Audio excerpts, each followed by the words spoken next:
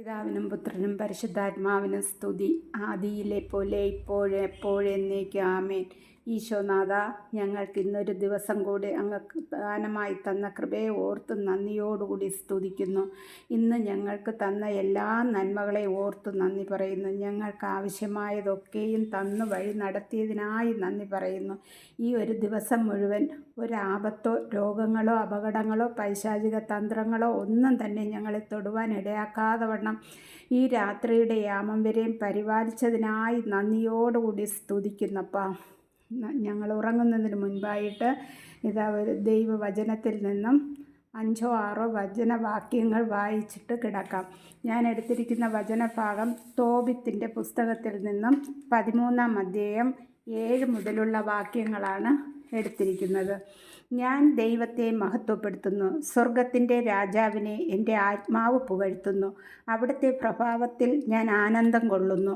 എല്ലാ മനുഷ്യരും അവിടുത്തെ പ്രകീർത്തിക്കട്ടെ. ജെറുസലേമിൽ അവിടത്തേക്ക് കൃതജ്ഞത അർപ്പിക്കട്ടെ.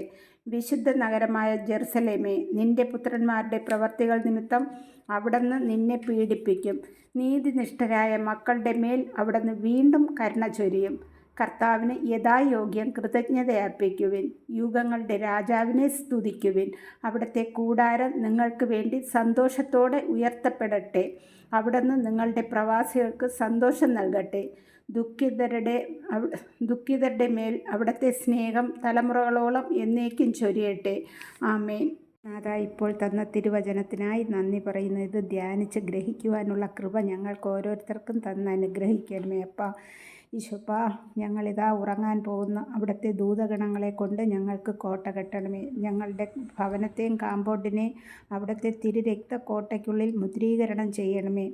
ഊരിപ്പിടിച്ച വാളുമായി അവിടുത്തെ ദൂതഗണങ്ങൾ കാവലായിരിക്കണമേ. ഒരു കള്ളന്മാരോ കർത്താവെ, ഒരു പൈശാചിക ശക്തികളോ തന്ത്രങ്ങളോ ഒരു വിഷജന്തുക്കളോ പ്രാണികളോ ഞങ്ങളെ ആരെയും തന്നെ ഉപദ്രവിപ്പാൻ ഇടയാക്കാതെ വണ്ണം എൻ്റെ കർത്താവ് ഞങ്ങൾക്കെല്ലാവർക്കും കാവലും തുണയുമായിരിക്കണമേ.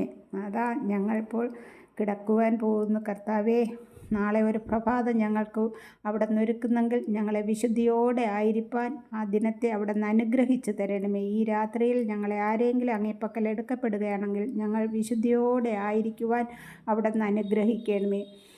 4 ചുറ്റും കുരിശ് വരയ്ക്കാം. നെറ്റിയിൽ 3 പ്രാവശ്യം കുരിശടയാളം വരച്ച് യൂദന്മാരുടെ രാജാവായ നസ്രയേൽക്കാരനായ ഈശോയെ പെട്ടെന്നുള്ള മരണത്തിൽ നിന്ന് ഞങ്ങളെ എല്ലാവരും എല്ലായ്പ്പോഴും കാത്തുകൊള്ളണമേ. ആമേൻ.